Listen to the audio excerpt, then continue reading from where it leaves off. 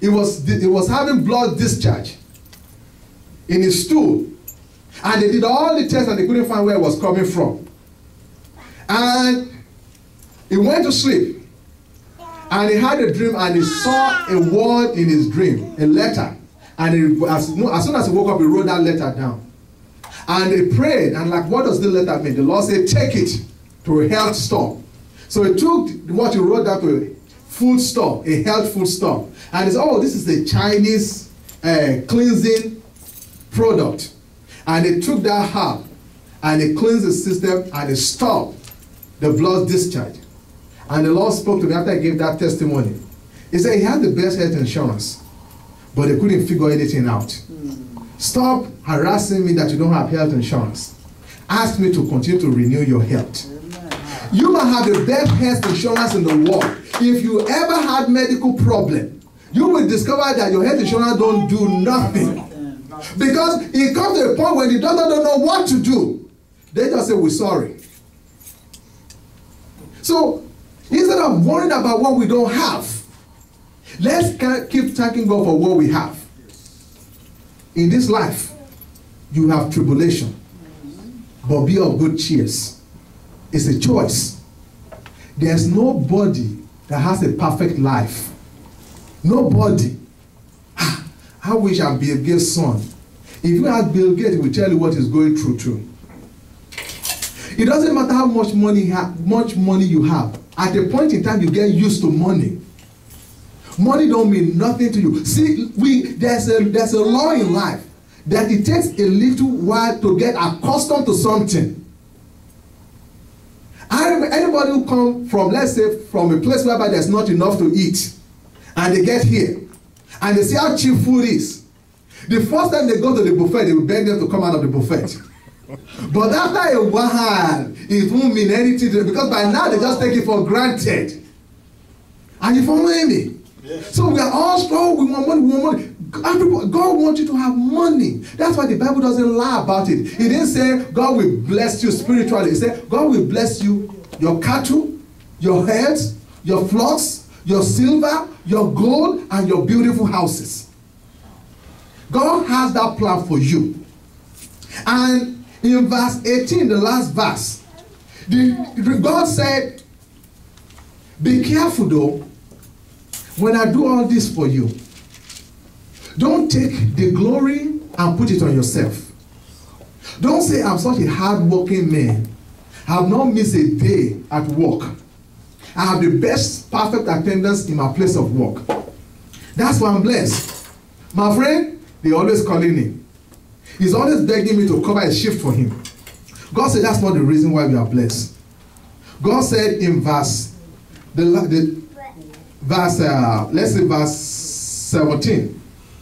God said, then you say in your heart, my power and the might of my hand are gained this word for me. But the Lord said, no. You shall remember the Lord your God, for it is he who gives you the power to get wealth, that he may establish his covenant, which he swore to your father as it is this day. Why will God let you have wealth? To establish his covenant. To establish his covenant. That's why God want to bless you. It's a blessing God. It's a God who said you will have, he has come to give you life and life more abundantly. And the abundant life is not spiritual. It is physical and material. That's what God said. Let me take you to the book of Joel. Joel chapter 2. And I will show you what God said there. In the book of Joel, I believe chapter 2, what the Bible was saying to the people of God is this. It said, God said they were disobedient. And God sent to them locusts. He said, he told them that I'm the one who sent this locust to you. He said the locust will consume everything. And what the swarming locust left behind, the hopping locust will eat. What the hopping locust left behind, the crawling locust will eat. And God just let them know, I'm going to just show you I am God. So I will just read a few things in there so that you can understand what I'm saying. In the book of Joel, the Bible let us know that God is the one who sent the locusts. God is the one who allowed the problem to come. And when the problem comes, God want to magnify himself in your life. Are you following me? Yes. Okay. So what God said, according to the people, he said in chapter 1 verse 4, he said, what the chewing locust left, the swarming locust has eaten. What the swarming locust left, the crawling locust has eaten. And what the crawling locust left, the consuming locust has eaten. The destruction here is total. But God said, but if his people will repent, because what happened here in this time of history for the children of Israel, for the children of God, is that as at this time in their history, prosperity was everywhere, and they forgot God. Remember what he said to us. Always remember it is the Lord that God who has given you power to get wealth. Don't you ever think, you know, in my class, I was the smartest doctor. Of course, I'm going to make money. I study when other people go partying. You are giving yourself credit as if you are there when God created it and you chose that brain to be smart. If you are intelligent, it is God who made you to be smart.